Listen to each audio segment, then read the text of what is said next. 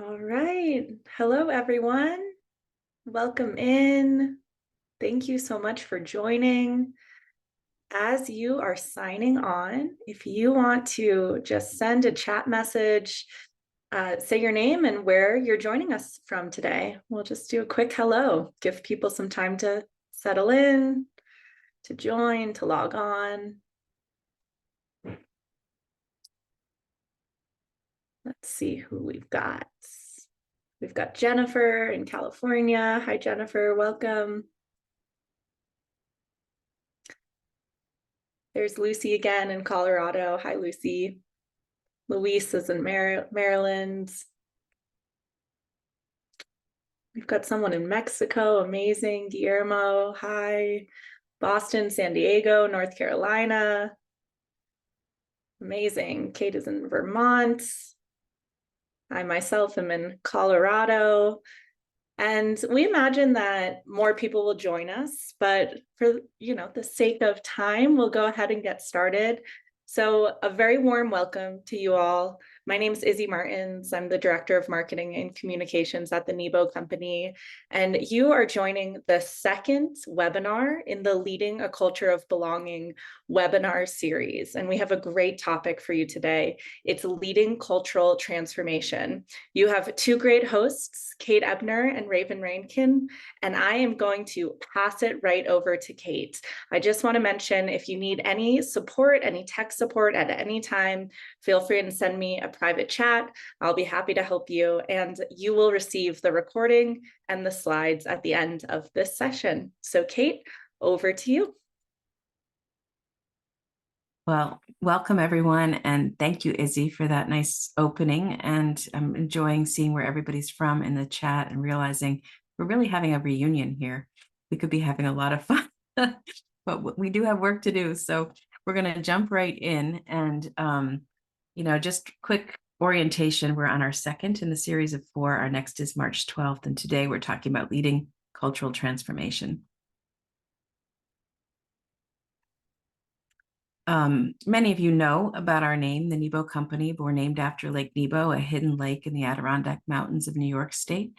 And I think this metaphor, the lake within us, is an inspiring one, because most all of us have a place like Lake Nebo that when we're there, we feel so attuned to the world. And so the question for all of us is, if we can't be at the lake, how do we access that inner balance? And so this is a metaphor that guides us as a company and inspires us to think about how to be at our best, even when the circumstances around us are not optimal. So as we think about what the Nebo Company does, just for any of you who are new to us, we prepare leaders and organizations to navigate and thrive in a complex world. We believe that better leaders are essential to a better future. And what I'd like to do today, as we jump in, is hopefully, as we talk about what Nebo does, I also want to show you the way that the integrated approach can work for your organizations. But we think about the services we bring. We bring leadership development, which many of you know us for coaching, for leadership programs, for especially designed transformational programs. We bring strategic visioning and planning, which really helps organizational leaders see and describe the desired future and get there. And then we bring organizational resiliency. We would put our work in the diversity, equity, inclusion, and belonging space into that category. Taken together, we bring a holistic approach to developing people and organizations. I am Kate Ebner, and founder and CEO of the Nebo Company. I'm a leadership coach. Probably that's like the work closest to my heart every day. And yet I'm also fascinated by how people and systems work together. I'm here today with my colleague, Raven Rankin, who is an organization development and DEI specialist at Nebo. Raven has been with Nebo for, I think, almost 7 years, and has traveled many miles on her DEI journey, really learning about the topics and bringing us a level of subject matter expertise that we're really proud to include at Nebo. So today, Raven's going to have a starring role in bringing us a tremendous amount of great content. So just a quick recap of our first webinar. We really talked about, how do you know you've got the conditions in place for success for your DEIB priorities and initiatives. We talked about these 4 conditions: the leadership, support, alignment, and an unwavering commitment. Do you have it? Secondly, growth mindset. Are you prepared to learn as you go and potentially learn from setbacks, failures, and disappointments, not just 100% A+ all the time? Clear articulation of the organization's mission, purpose, vision, and values. How are you using the organization's ideology to support your DEIB initiatives and priorities? And then finally, are you dedicating resources appropriately? So these 4 conditions were the topic of our first webinar, and we will refer to them occasionally here today as well. What we'd like to offer today that we hope you'll take from today's session is, I think we're sort of chock full today of ideas about how to assess your organization with regards to diversity, equity, inclusion, and belonging. And we're really looking at it from a systems perspective today. So we're going to be giving you lots of ideas, but also a great set of resources. Recommendations. We hope you'll take away recommendations that you can put into action. And finally, examples of what DEIB commitment on organizational culture and performance can look like. And so we're going to actually talk about, if you were doing it, what it would look like. So we'll go back to something we introduced in our first program, this idea of kind of a continuum, and thinking of your organization as being on a continuum with regard to its DEIB commitment and journey. And so that is, we like to use the work of the Spectra folks, and particularly the Spectra survey that they offer. This is a survey NEBO frequently uses in our own work. But it begins with avoid, moves to comply, adopt, integrate, and transform. And last time we really talked about thinking about sort of where are you and creating the conditions for success. Today, we're going to talk much more about, how to get to transform, because we think that there are too few examples of organizations that have achieved this, and that it's important to think about how do we actually get there. So we'll start with, what does DEIB look like at the avoid stage? And this is, again, Spectra's work. But at the avoid stage, you'll hear this in your organizational culture, diversity and inclusion are not seen as a real issue. You'll hear people saying that's not a real issue. That's not really something we should spend time on. The organization probably will lack policies and procedures that have a connection or that have an awareness of diversity and inclusion. Diversity, equity, inclusion. Workplace may feel hostile to employees who feel different. People may feel they have to they really have to hide parts of who they are in order to fit in, that somehow being in a more homogeneous approach is the norm. It could be a monoculture or a culture with segregated work groups with lack of trust outside the group. So in other words, people might have their teams or their work groups that exist almost like a clique or a tight organizational structure within the structure. It could be a monoculture where people perceive that they need to be one way in order to fit in. At the avoid stage, leaders often have difficulty naming the issues at play within the culture and have trouble knowing what to address and how to address it. And so again, in the work that we do, we often find when we encounter an avoid culture, it's sort of like, where do we even start and what is the issue? We're not even sure where to look or where to begin. We'll move along and we'll talk a little bit about the comply stage. At the comply stage, usually an organization at the comply stage, and there are many of them, are following the basic federally mandated anti-discrimination laws. They have sort of like the right stuff in the handbook. They're focused on treating everyone the same way. They are reactive, often stopping initiatives once they feel like they've done enough or they're in compliance. And this is something I know a lot of people who do DEI work in organizations say, like, we don't want to be a Band-Aid, come in and do a checklist thing. And then the organization perceives, okay, we did that, we must be in compliance now, we're done, right? So a comply organization, sometimes you notice they don't totally grasp the holistic nature of this work and are often bringing up a short-term solution. At the comply stage, leaders and managers may feel they're trying to be fair They're trying to work to comply with general standards and norms. The mood in the organization, however, can be reactive. And I notice that often there's not a lot of understanding of the difference between equality or parity versus equity. So that concept may not be well understood. And often we're needing to begin, when we do work with an organization at this stage, with even just a set of definitions. Like, let's understand what it is we're working on and why, and let's build our vocabulary and our body of distinctions. Okay.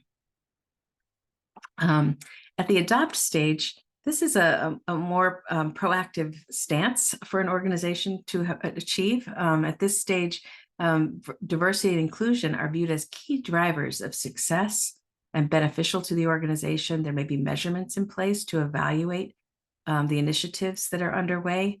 There may be some infrastructure, some progress. Diversity and inclusion are linked with the organization's mission and vision, and there's a conscious commitment to working to promote inclusion. At the adopt stage, the organization is expressing out loud commitment to creating a safe, inclusive culture and a diverse workforce. Some foundational work is undertaken. There may not yet be a clear vision or picture of what success looks like, but there's a sense that we're doing it. We're gonna get rolling. Okay, so the integrate stage. At the integrate stage, this is a kind of an exciting stage to achieve, because you've got some momentum. You've moved beyond comply, you've moved beyond adopt, and now you're really working on integrating. And at this stage, you are integrating diversity and inclusion into all aspects of the organization. It's a core value, and you're really examining policies, practices, procedures, asking yourselves, how does this work? How does this land for all people? Employees are committed to diversity and see themselves as responsible for creating a culture that's inclusive. So it's not held by the leadership team, but it's actually by all of us. At the integrate stage, the commitment to DEIB is well demonstrated, and the 4 conditions that we referred to early on are evident. The organization evaluates progress regularly and seeks to engage, learn from, and improve employee and customer experience. An organization at this stage very much is demonstrating the growth mindset. Okay.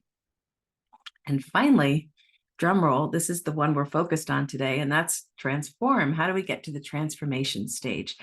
And, I think our passion here is to see if we can make this something that people can talk and think about, plan toward, aim for.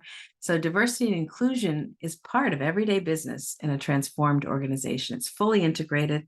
Employees are committed to diversity. They see themselves as responsible for creating the culture and for upholding the culture. May have diversity and inclusion best practices emulated by other organizations. So usually at this stage, people are interested in learning from you and want to use you as a case example or find out how you did it, right? There's a kind of energy that's, I think, comes from achieving this stage. At the transform stage, all aspects of organizational life take DEIB into account. One can see the commitment woven through all aspects of organizational life, from the art on the walls, to the food in the cafeteria, to the policies in the handbook, to the images on the website, to the strategic plan itself. And so, this is, for most organizations, aspirational, but that's what we're going to hope to shine a light on today. We'd like to offer a poll to see where you believe your organization is currently. Do you think that your organization is at avoid, comply, adopt, integrate, or transform? And this is just a kind of a gut check, I guess you could call it. So you should have seen your prompt pop up on your screen, and we'll give you about 10 more seconds to input an answer, and then we'll take a look. Yeah. All right, another few seconds. And now let's end the poll and look at what we've got. Nice. Very exciting, actually, to see this. And you can see this is sort of what DEI practitioners often say is, they say people are at different points on their journey. I think you can say the same for organizations. Organizations are at different points on the journey, and some are very much in that avoid stage. Many are in comply, many are in adopt, many are in integrate, and some are even in transform. And, this is a question that we'd love to ask over the next few years and find out sort of what the norms are. But I think this is actually a fairly typical picture. We might actually see more in the avoid category than the population who's joined us today, fewer in the integrate and transform category. So thank you for your answers. Really interesting. Lots to explore. Okay, so research shows that many organizations really are at the beginning and intermediate stages. They really are in the comply and the adopt stages. And this research coming from the HR Research Institute last year really is pointing out that almost half say that that DEIB is at the beginning or undeveloped stage in their organization. And so this is, I think, just perspective for us all to understand that the work is beginning in many places and needs to continue over time. So good news, and this is, if you click one more click, you'll see a list of the barriers to increasing the effectiveness of DEIB initiatives in your organization. And these barriers are kind of daunting. There's a lot of them, but we're choosing to refocus you. We don't want to point out barriers. We want to actually point out that the things that are described here as barriers can be addressed.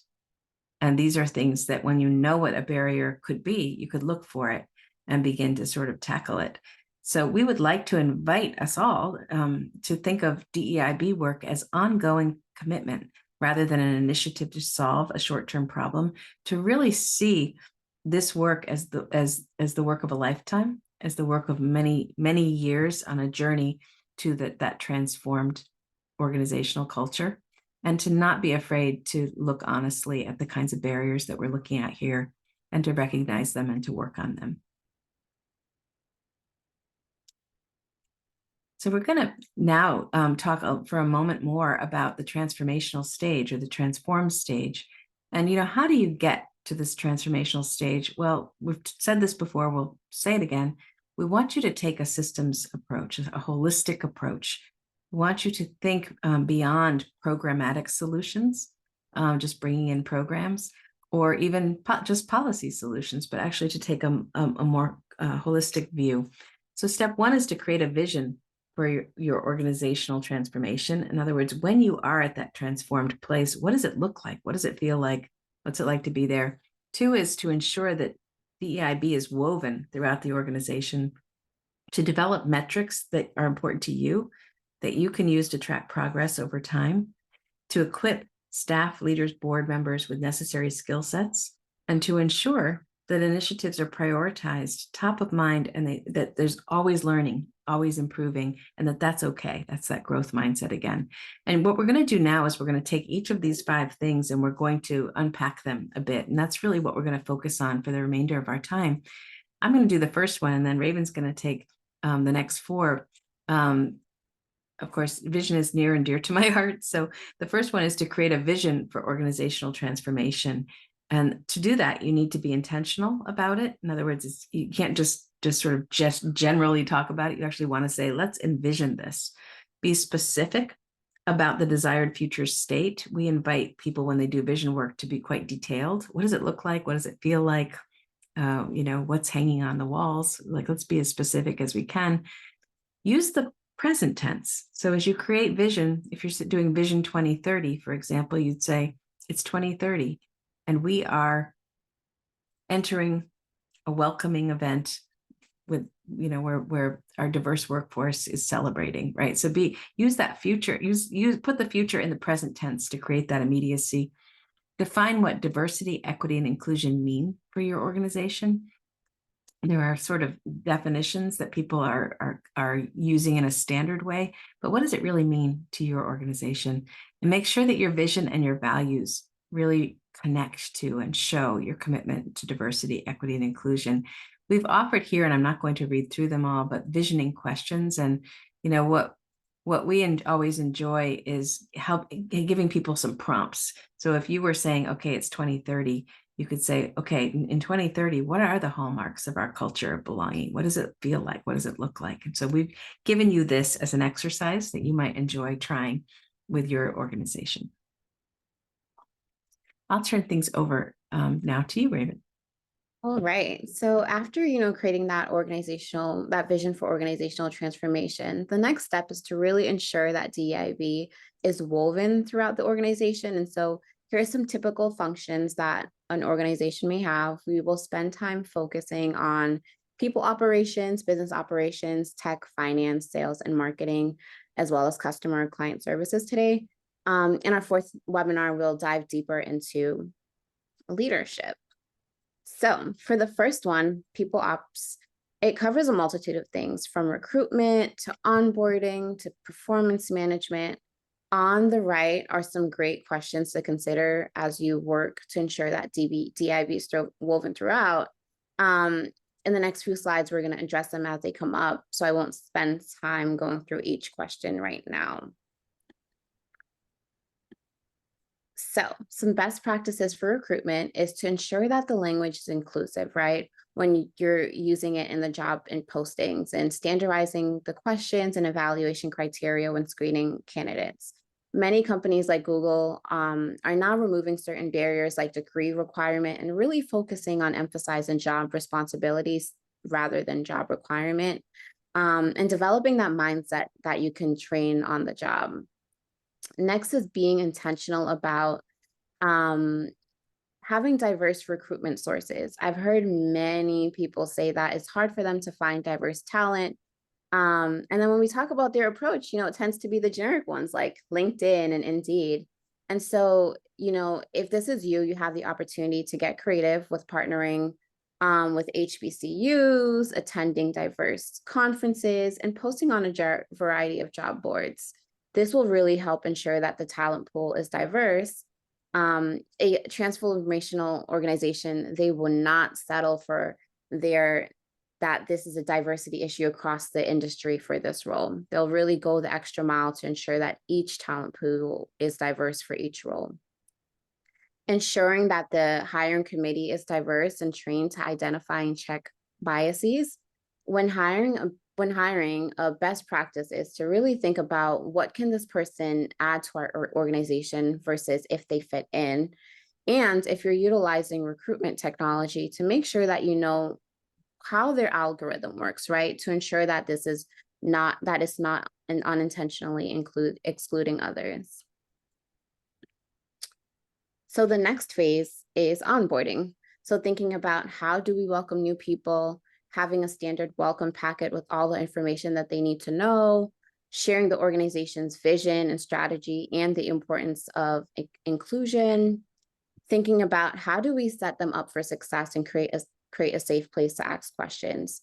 Many people ask, can we require inclusion training? If you want to get to that transformational stage, the answer is yes, right? It's just as important as any other compliance training. People need to know how they're expected to communicate with each other and embrace inclusion. Another question to explore is, do you have written rules that someone might not learn or know about immediately, right? All organizations speak their own language. And so thinking about how often people are hired and those acronyms are being thrown around without explanation, right? Not only does it make the learning curve steeper, but it also makes it harder for people to feel welcomed and included. So thinking about the language that you use and trying to include that in the welcome packet. Something that we do here at NEBO is we pair a new hire up with a buddy that will be their buddy for the first 3 to 6 months to really help answer any questions about cultural norms and how to navigate various situations. This person is usually paired, which really helps increase psychological safety. They're expected to meet bi-weekly in the first 3 months over coffee or lunch, so really even out the playing field there, and then monthly for the remaining 3 months. Another question to pose is like, what does it take to succeed here, right? Ensuring that expectations, goals are clearly outlined and that the team is prepared for new hires. Sometimes when we are at overcapacity, we may miss that part, but really ensuring that the team knows how the new role fits in and that they have the space and time to adjust that welcome team member is critical, right? And then the expectations that there may be shifts in the dynamic of the team. That's completely normal.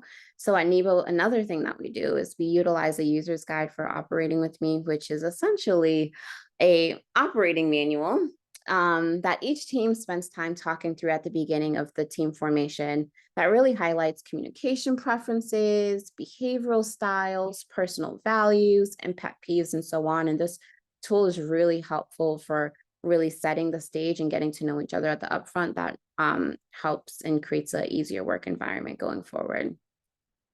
Another equitable practice may be having a office-based stipend to set the new hire up for success. And then also ensuring that you ask for feedback on the onboarding process.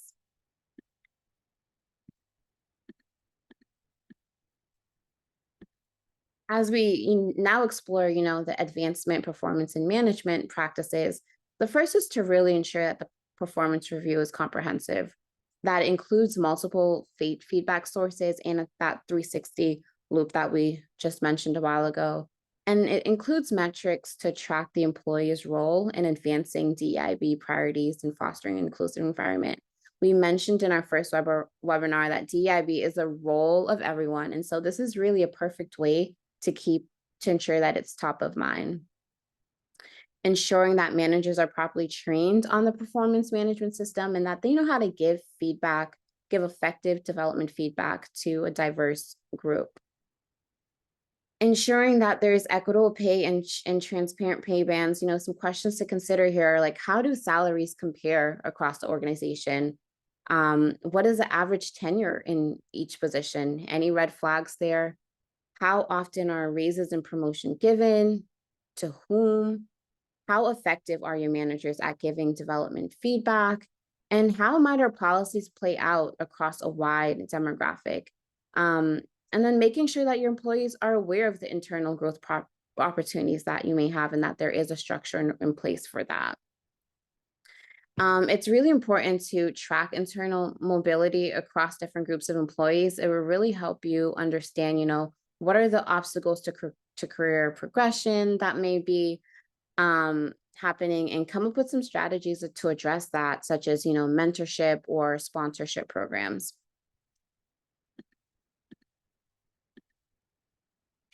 Next, we have policies and procedures, and thank you for bearing with me. I know I'm talking at you all, but I hope you're getting some really great aha moments and ideas that you may want to implement in your own organization. So really going through your materials on a yearly basis to ensure that the language in them is inclusive and that the policies are up to date. Ensuring that there's a mechanism to track employee satisfaction engagement on a monthly basis, like a pulse survey. What I would say is consider data to be your best friend here, right? And we'll go a little bit deeper into that. What are some of the metrics that you can be tracking?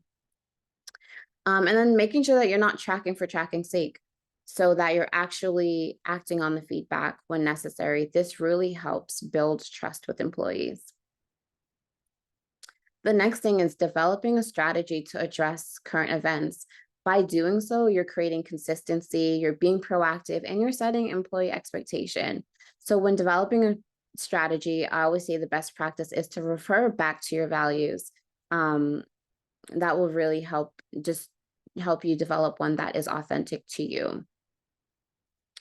Having a system in place to report incidents and provide anonymous feedback, especially when you have smaller teams, or if you feel that, psychological safety levels may be low within your organization. Adopting policies and programs that support personal well-being and life choices. Something that I love that an organization did was establish a program to help parents with neurological and behavioral challenges have expert consultation and a library of skill-based knowledge. How amazing is that? I totally love that. I'm like, oh. And then as we move on here, ensuring, that DEIB is fully woven into the business operation and tech and finance function. So we mentioned in the last webinar that ensuring that DEIB is a budget line item that doesn't get reallocated regularly, making it an intention to have diverse suppliers. At NEBO, we have a long list of diverse suppliers that we draw on to ensure that we're really putting our money where our mouth is, right? A good exercise for you to maybe think about the suppliers that you use regularly, and then try to think about how to swap those diverse vendors out if you find that your list isn't diverse. And then next, having an equitable pay schedule. At NEBO, we recently just swapped from a monthly pay schedule to a biweekly one to really allow for employees to have quicker access to money in case of emergencies and to shorten that wait time for new hires. So they're not feeling stretched thin or like, thinking about how they're going to survive until their paycheck comes at the end of the month. And technology, this can be a helpful way to promote an inclusive workplace, and different ways that you can leverage that is by having, auto caption in meetings, providing virtual educational opportunities, implementing tools to increase collaboration and communication. And feel free, if you have any questions, to pop them in the chat. And now when we think about the sales and communication marketing function, once again, making sure that the language is inclusive, ensuring that the content is accessible by using different types such as video, audio, ensuring that the photos are captioned, using authentic, diverse images of your team with permission, of course. And then making sure that your website development team adheres to the website content accessibility guide. And when you think about the products and services that you're offering, ensuring that the development team is diverse so that they're able to think about, how a diverse audience may react more effectively. And then ensuring that your external partners are in alignment with your organizational values, right? Your employees will pay attention to that. And if there is a misalignment, it can erode trust. Next up, the client services function. So ensuring that the team is trained to be respectful of differences. Many times we hear from clients that their workforce is not reflective of their client base and that it causes tension. So this is really a good way to help with that. And that the company code of conduct should be clearly outlined. So that the company code of conduct is clearly outlined with its expectations and behavioral standards. And so a good place to start may be considering your organizational values and listing out what enacting those values look like in behaviors, right? Having a clear accountability and chain of command to support challenges is also critical. Yeah, could I jump in on this one? Yeah. Right? I just want to comment that we notice in our work with client organizations that a number of them have a customer with whom their employee is interacting quite often, or perhaps a client. And so inside of the client organization, there's a strong commitment to diversity, equity, and inclusion, and might even be like a good amount of psychological safety inside the organizational culture. But when people are dealing with that external party, whether it's a big corporate client or a school system or something else, they're likely to encounter different kinds of behaviors, biases, experiences that are actually counterculture to the organization itself. And I think that one of the reasons we wanted to include this piece here on customer service and client services is to pay attention to the experience your employees are having, not just under your own kind of metaphorical roof, but actually in the broader experience of employment that they're having as they represent you, because there may be some support needed or some, even sometimes taking a stand on their behalf with one of your customers. So I just want to bring that context in. Yeah. Thank you, Kate. That is such an excellent point. Yeah. And so we spent a lot of time talking about how to weave it into each function. And we will share those slides back with you. And we're also open to, sitting with you and talking about what that might look like for your organization. But the third stage to get into that transformation stage is to develop metrics to ensure progress, right? In the graph that we showed earlier, 44% said that a lack of metrics to identify insufficient DEIB was a barrier to increasing the effectiveness on DEIB and effectiveness. So I'm curious, in chat, I'd love to hear, what are some metrics that you currently use to track DEIB initiatives?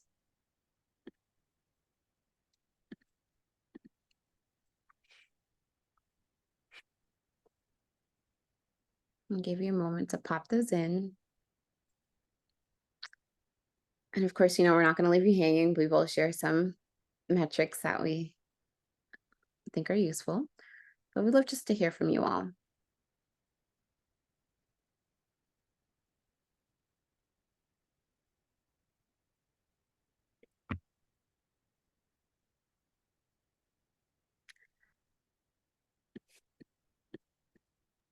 Yeah, it's a big, broad question because there's so many types of metrics that can be tracked. So, it's interesting to sort of get your head around what kind of answer you want to give, probably.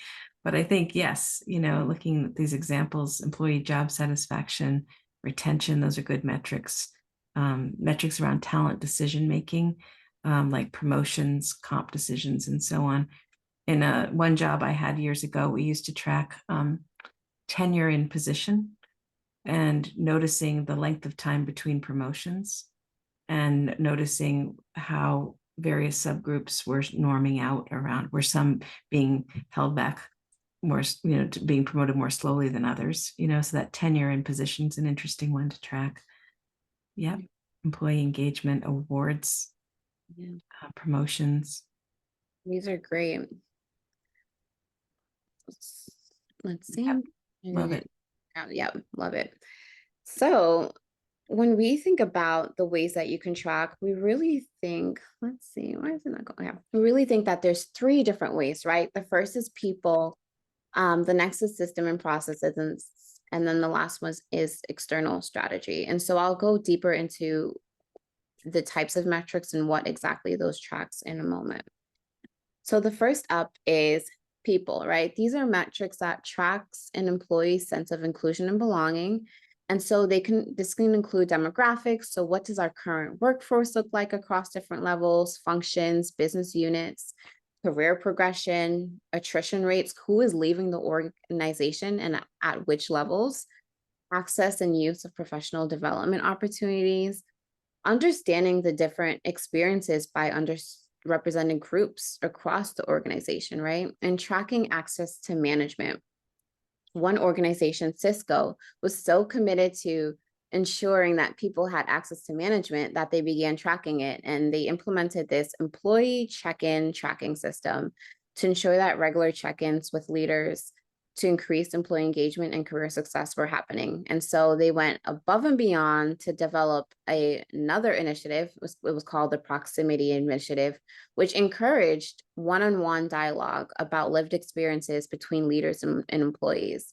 And so the results from that initiative were commendable, right? So 85% of employees submitted check-ins, and over 2,100 plus proximity meetings were held since 2019.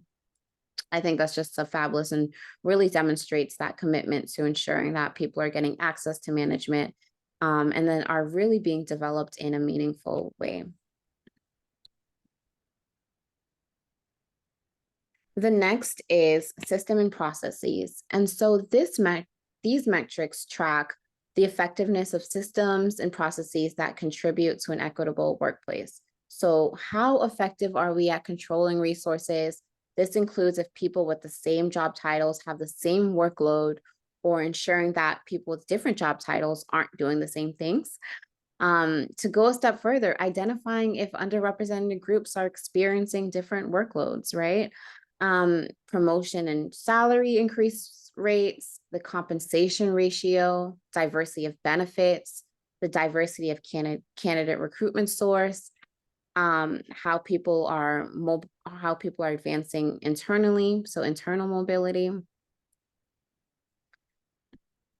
And then the last one is external strategy. So this tracks the effectiveness of external commitment to DEIB, right? So supplier diversity, we mentioned that before, inclusivity of external messaging, the demographics of clients, customers, and board members, and equitable external program initiatives. And this could be, helping underrepresented communities develop skills and tools needed to work in your industry and so forth. Any questions before we move on?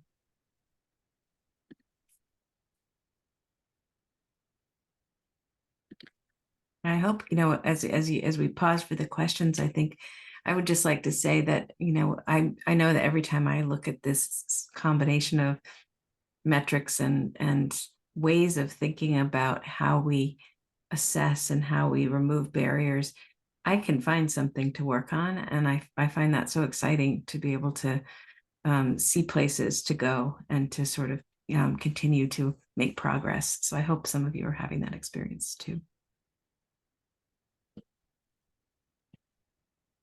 Thanks. And I just want to point out one question in the chat. How do you define equity? It's a great question. Yeah, thank you, Sarah, for that question. So I would say, equity is definitely different from equality. And what we would say is that it's providing people the tools that they need to succeed. So it's really that individualized approach to ensuring that people are thriving within your organization. And so that looks different for everyone. Anything that you'd add, Kate? I think that maybe a simple way that I think about it is it's really ensuring that employees experience fair practices that enable them to have equitable opportunities, right? And that actually is different than everybody gets the same. Like the idea of equal is everyone has everything is equal, but it assumes that people are starting from the same base or the same, they're sort of at the same gate at the start of employment, for example.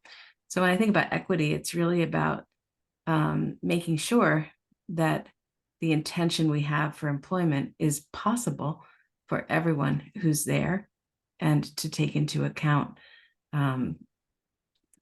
ways in which our system may actually present barriers or may not be as open, as accessible, and as friendly for all people. So I think it's really understanding that the idea of everything equal is a positive idea, but it's in practice, it speaks to a reality that doesn't exist, right? We need to move beyond equal and actually think about equitable, how to create a fair chance for all.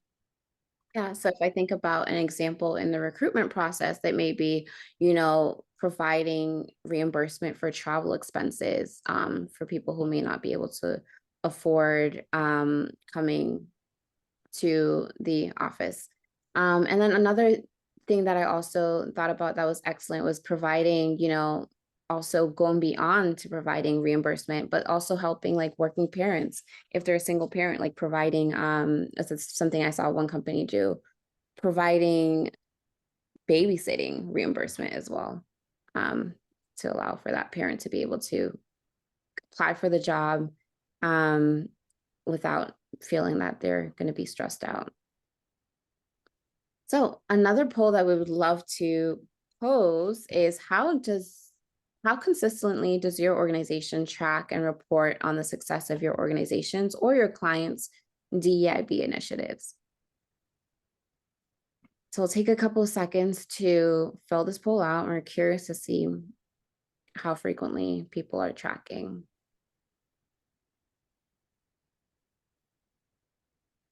Yeah. Again, this is a great place of opportunity to just keep working on the consistency of inviting assessment and then reporting on what you learn and working on it, letting that inform your agenda.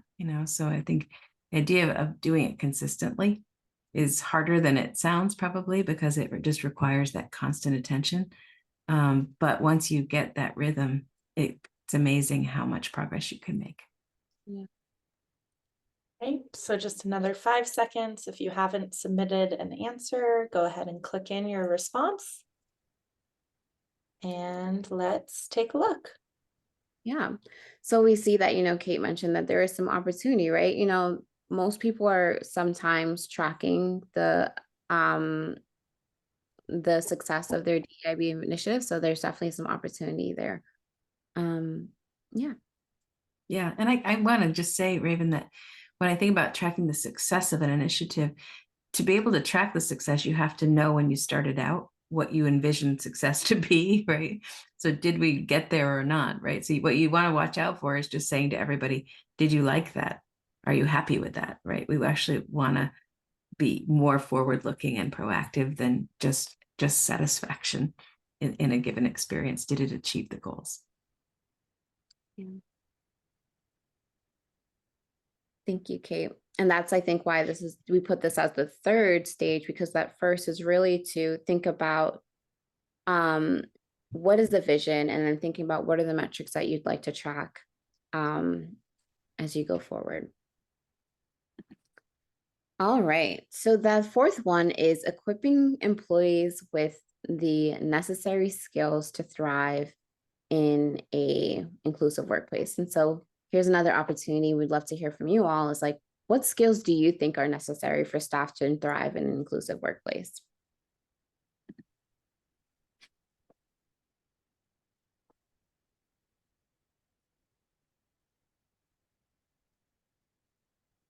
And as we let some answers pop in, we had one question from Stacy. Now that we've discussed the metrics that we track, what are your thoughts on sharing those metrics more broadly within the organization, or in some cases externally? Are there any rules of the road? So maybe a thought about that while others continue to ponder what they want to share in the chat. Yeah, I think my answer would be, it really depends on your organization, right? But I definitely feel like if you're the more transparent, the better. It really will demonstrate that commitment to tracking, where everyone can track where we are, and then and think about the progress that you're moving forward. So that is my take on that. Kate, any thoughts? No, I think that's a good response. I'm noticing Stacy's question about, now that we've discussed the metrics we're tracking, what about sharing those metrics more broadly within the organization, or in some cases externally?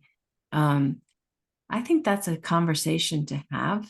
Probably, it's a complex. There's not a one size fits all answer to sort of, yes, you should, no, you shouldn't. I think you have to think about the metrics that are the organization's metrics that everybody should be able to see and know. We might also have some metrics that are handled more confidentially, but inform key initiatives or even accountabilities for people in various positions. Those might be available to the leadership team. I think what stands out to me about the metrics is,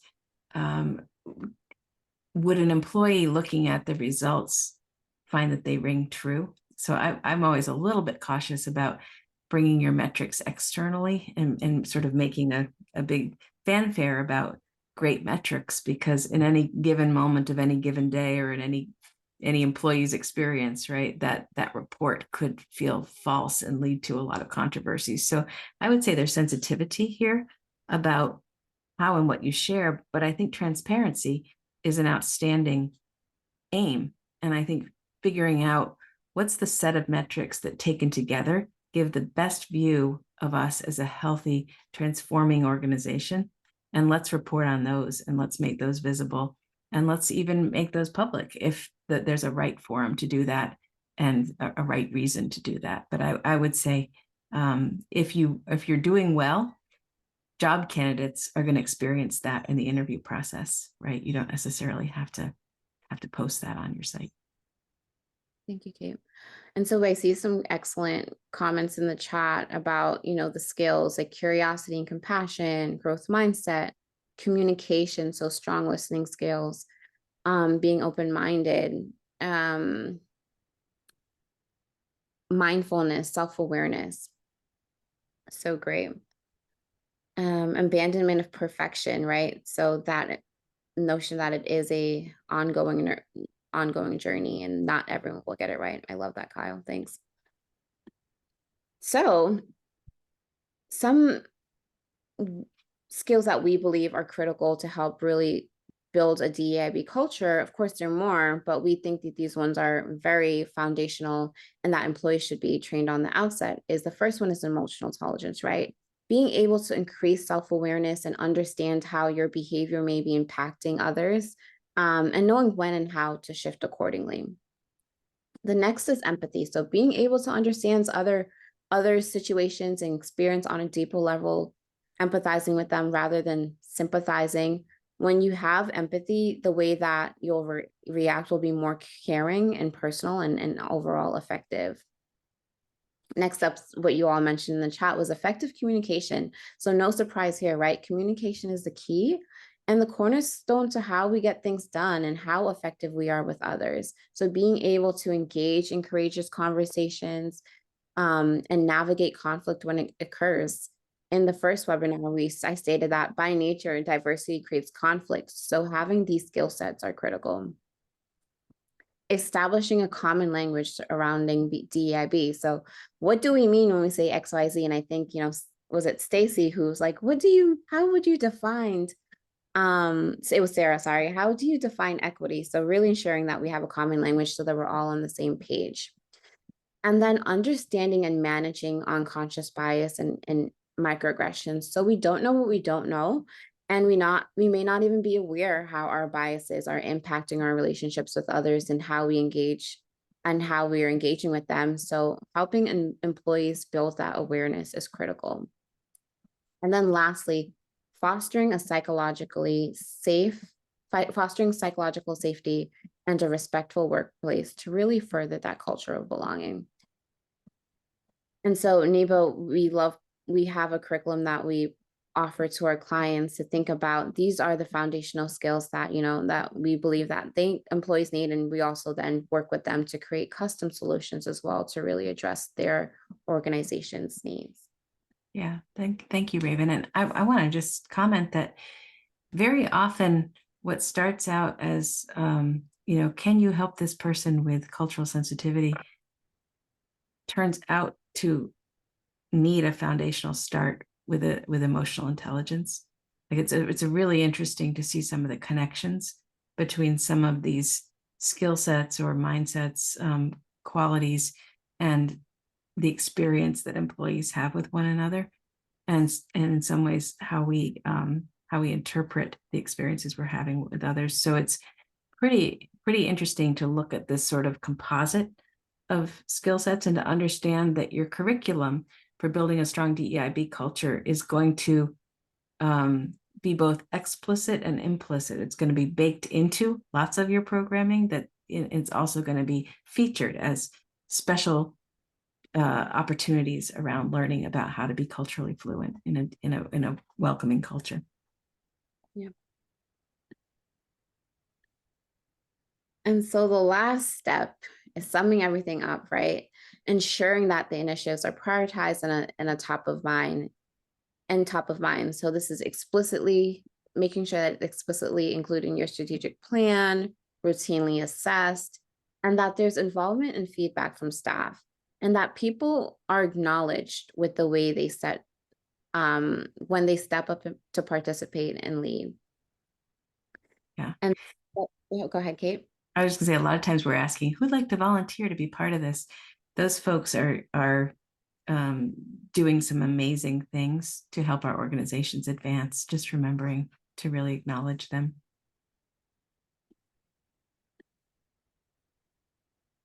Awesome. And so with that being said, in our next webinar, we'll spend some time exploring a mechanism that may be useful for your organization, which is establishing a DEI council, and we'll help you think about how to stand one up that is effective and really is what that will work in your workplace. So thank you so much for joining us today. It was such a pleasure. Like we said, we'll send these resources to you after. And if you have any questions, we'll take a moment to answer them now.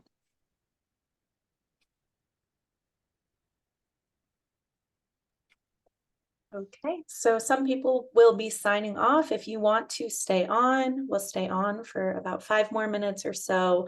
And if you have any questions, just type them in the chat, and Kate and Raven will provide some more expertise.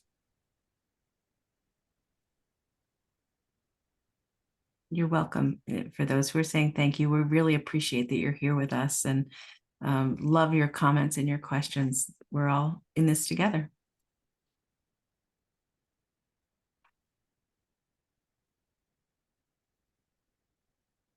And I think, just being on this webinar demonstrates your commitment to it. So thank you for being on your ongoing journey of learning how to create a transformational organization. We'll pause for just another minute in case there are questions, and if not, we'll sign off and enjoy the rest of our Tuesdays. I want to give a voiceover to what I put in the chat itself, which is, as Raven said, we've got 2 more webinars. The next one is on March 12th, and I sent a link where you can sign up for the remaining 2. And once this recording is processed, I will go ahead and send it out this afternoon. And I think that looks like it's it for today. So Raven, Kate, thank you so much for hosting. And everyone, we will see you hopefully on March 12th. Have a great rest of your day. Thank you. Thank you.